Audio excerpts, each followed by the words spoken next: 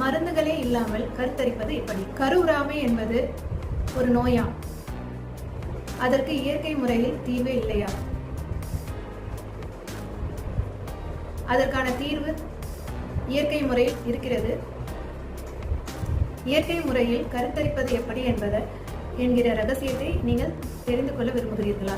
நான் ஆக்சுவலாக பார்த்தீங்கன்னா ஸ்ரீ கலைவாணி. என்னுடைய ப்ரொஃபஷன் வந்து அக்யூபஞ்சரிஸ்ட், ரேக்கிங் மாஸ்டராக இருக்கேன். ஸோ அக்யூபஞ்சர்லேயும் ரேக்கிலையும் வந்து இதுக்கான தீர்வு வந்து சுலபமாக கிடைக்கிறதுக்கு சில வழிவகுக்க முடியும். அதனால் இந்த வெபினாரில் கலந்துக்கோங்க. இந்த ஒர்க் ஷாப்பில் இந்த செஷனில் வந்து நிறைய விஷயங்களை வந்து விழிப்புணர்வுக்கு கொண்டு வரணும்னு நான் நினைக்கிறேன். அது மூலயமா நீங்களும் உங்களுடைய இது சார்ந்த எப்படி இதை வந்து நம்ம சாத்தியப்படுத்த முடியுன்ற சார்ந்த உங்களுக்குள்ளே இருக்கிற விழிப்புணர்வு வந்து நீங்கள் கொண்டு வந்து அதை வந்து முழுமையாக தெரிஞ்சுக்கணும். நன்றி, வணக்கம்.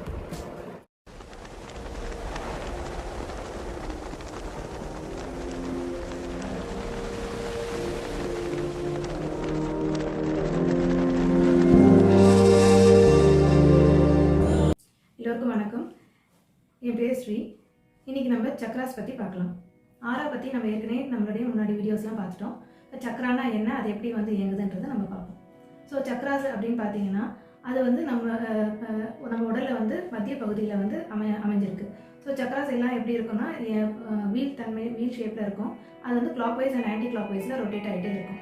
ஸோ அந்த சக்ராஸ் வந்து நம்மளுடைய உடலுடைய மத்திய பகுதியில் வந்து அமைஞ்சிருக்கிறதுக்கு காரணம் நம்மளுடைய எனர்ஜி வந்து பிரபஞ்ச சக்தி நமக்குள்ளே நேராக உடலுக்குள்ளே வந்து அது அப்படியே வந்து கால் வழியாக கீழே பாய ஆரம்பிச்சு நம்ம உடலை வந்து உயிர்ப்பு தன்மையோட நம்ம ஆரோக்கியமாக வச்சிருக்கிறதுக்கு முக்கிய காரணம் அந்த சக்கரா வழியாக அந்த பிரபஞ்ச சக்தி உள்ள முழுமையாக இறங்கி இந்த அதோடைய ஃபங்க்ஷன் வந்து கரெக்டாக நார்மலாக வந்து பேலன்ஸ்டாக எனர்ஜி பேலன்ஸ் பண்ணி இயங்குறதால நம்ம பாடியில் எந்த ஒரு நோயும் நம்மளை அணுகாமல் நம்ம உடலும் வந்து ஆரோக்கியமாக இருக்கிறதுக்கு அதை உதவி பண்ணும். சக்ராசன் அப்படின்னு பார்த்தாலே முக்கியமாக எல்லோரும் வந்து 7 மேஜர் சக்ராசை பற்றி தான் பேசுவாங்க. ஸோ அந்த 7 மேஜர் சக்ராசம் தான் உடலை வந்து பாதுகாப்பாக வச்சுக்கிறதுக்கு ரொம்ப உதவிகரமாக இருக்குது. இந்த 7 சக்ராசம் என்னன்னு பார்ப்போம். ஃபஸ்ட்டு வந்து லைக் மூலாதார சக்ரா, பேசிக் சக்ரா, சுவாதிஷ்டானம், மணிப்பூரகம், அதுக்கப்புறம் அநாகத், அப்புறம் விசுத்தி, அதுக்கப்புறம் ஆங்னேய சக்ரா, அதுக்கப்புறமேட்டு சகசிராரம் சக்ரான்னு சொல்லுவோம். ஸோ இது 7 சக்ரா தான் நமக்கு வந்து ரொம்ப முக்கியமாக. ஸோ இந்த 7 சக்ராசம் தான் நம்ம உடலை வந்து இயங்கிறதுக்கு ரொம்ப முக்கியமாக உதவி பண்ணுது. இப்போ இந்த 7 சக்ராசம் எப்படி வந்து இயங்குது, இதோடைய பெனிஃபிட்ஸ் என்னன்றது நம்ம பார்ப்போம். ஃபஸ்ட்டு வந்து மூலாதார சக்ரா. இந்த மூலாதார சக்ரா தான் வந்து ஒரு அடிப்படையான சக்கரம். இந்த சக்கரம் இப்போ எங்கே இருக்குது உடலை அப்படின்னு பார்த்தோம்னா அது வந்து ஆசன வாய்க்கும் பிறப்புறுப்புக்கும் இடையே வந்து அமைஞ்சிருக்கு. ஸோ இந்த மூலாதார சக்கரா வந்து ரொம்ப முக்கியமான சக்கரா. இது வந்து உடலுடைய லைக் உணவும் உறக்கமும் வந்து இது நல்லபடியாக பார்த்துக்குது. இந்த மூலாதார சக்கரா சரியாக செயல்படுறதால தான் நம்ம உடலில் வந்து உணவு உறக்கம் போன்ற செயல்கள்லாம் சரியாக நடக்குது.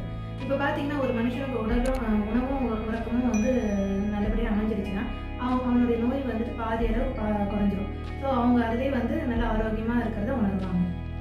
இப்போ இந்த ரெண்டும் யாருக்கு சரியாக அமையுதோ அவங்களுக்கு வந்து பாதி நோய்கள் வருவதே கிடையாது. அவங்க வந்து நல்லா ஆரோக்கியமாக இருக்கிறத அவங்க உணர முடியும்.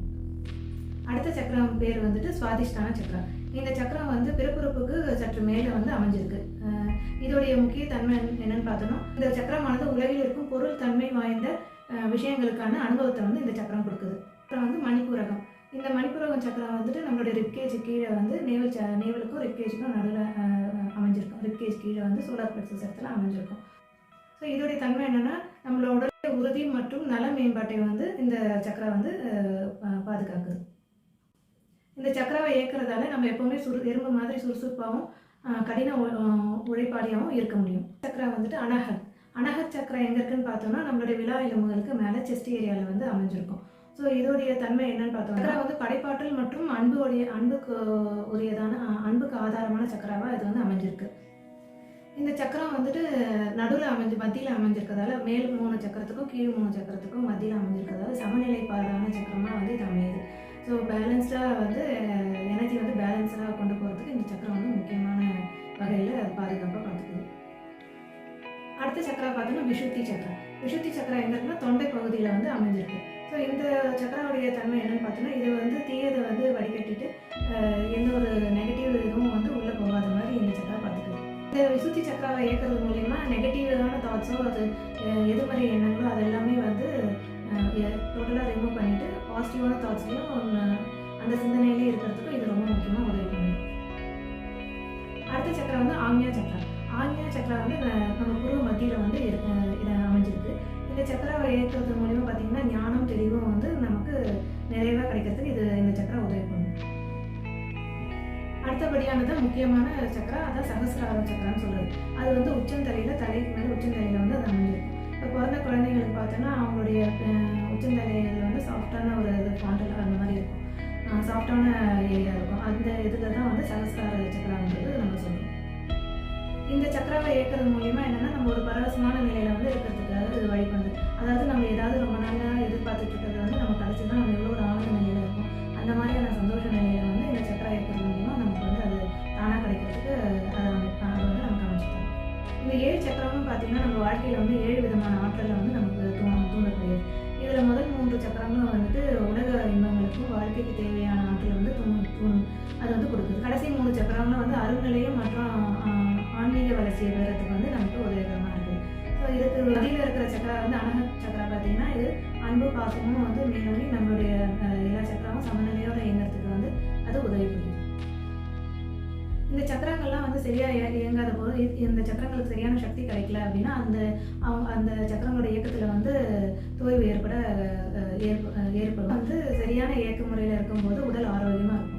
அப்போ சக்கரங்கள் சரியாக இயங்காமல் அதில் தோய்வு ஏற்படும் போது அது வந்து நரம்பு பாதிப்பு, உணர்ச்சி மற்றும் உடல் நலன்களையும் வந்து இது பாதிப்புக்கு உண்டாக்குது. பண்டைய வேதங்களில் பார்த்தீங்கன்னா 7 சக்கரங்களும் தெளிவாகவும் அதில் சக்திகள் வந்து முழுமையாக கிடைக்கும் போது உடல், மனம் மற்றும் ஆன்மீக வாழ்வு சீராகவும் சீராக இயங்குதுன்றதும். ஸோ இந்த சக்கரங்களை வந்து சரியான சக்திகள் பாயல, அதில் ஏதோ தடைகள் ஏற்பட்டிருக்கு அப்படின்னு சொன்னால் அப்போ இந்த சக்கரங்கள் சார்ந்திருக்க எல்லாத்துக்குமே வந்து அந்த பாதிப்பை வந்து உண்டாக்கும் அப்படின்றது சொல்லியிருக்காங்க. இப்போ ரேக்கியில் பார்த்தீங்கன்னா ரேக்கி வந்துட்டு இந்த சக்கரங்களுடைய தடைப்பட்ட நிலைகளை வந்து சரி செஞ்சு அவங்களுக்கு பழைய மாதிரியான நார்மலாக அந்த சக்கரங்களை வந்து ஃபங்க்ஷன் பண்ணுறதுக்காக உதவி பண்ண முடியும். அந்த தடை ஏற்பட்டிருக்கிற இதெல்லாம் பாதிப்புகள்லாம் வந்து முழுமையாக ரேக்கியில் வந்து குணப்படுத்த முடியும். இப்போ இந்த மாதிரி சக்கரங்களில் வந்து பாதிப்பு ஏற்பட்டிருக்கு அப்படின்னு சொன்னோன்னா அப்போ அது ஆட்டோமேட்டிக்காக என்ன பண்ணோன்னா நம்ம மனதில் வந்து நெகட்டிவ் தாட்ஸை வந்து அந்த உணர்வுகளை, எதிர்மறையான எண்ணங்களையும் உணர்வுகளையும் வந்து உருவாக்கிடும். அப்போ அந்த எதிர்மறையான உணர்வுகளாலே கூட நம்மளுடைய உடலுக்கு வந்து நோய்களும் அது வந்து உடலில் வந்து நோயாகவும் இல்லை செயல்திறன் வந்து முழுமையாக இல்லாமல் இருக்கிறதுக்கு அது வழிவகுத்தும். இப்போ ரேக்கி மூலயமா என்ன பண்ண முடியும்னா அதில் இருக்க வந்து அந்த நெகட்டிவிட்டி, அந்த தடைகள்லாம் வந்து எதிர்மறை எண்ணங்கள்லாம் முழுமையாக வந்து நீக்கிட்டு இந்த சக்தி, பிரபஞ்ச சக்தி வந்து இந்த சக்கரங்களுக்கு முழுமையாக கிடைக்க செஞ்சு பாசிட்டிவ் தாட்ஸ்லேயே நேர்மறையான எண்ணங்களையும் அந்த செயல்படுற செயல்களுக்கான முழுமையான சக்தி கொடுத்து அது வந்து நல்லா ஆரோக்கியமாக செயல்படுறதுக்கு, உடலில் வந்து ஆரோக்கியமாக வச்சுக்கிறதுக்கு இது உதவி பண்ணும்.